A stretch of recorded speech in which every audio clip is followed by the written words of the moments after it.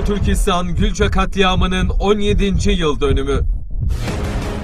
Doğu Türkistan Marif ve Dayanışma Derneği tarafından düzenlenen Şehitler Gecesi 5 Şubat 2014 tarihinde saat 19'da 22 saatleri arasında Zeytinburnu Kazlıçeşme Kültür Merkezi Akdeniz Salonu'nda gerçekleştirilecek.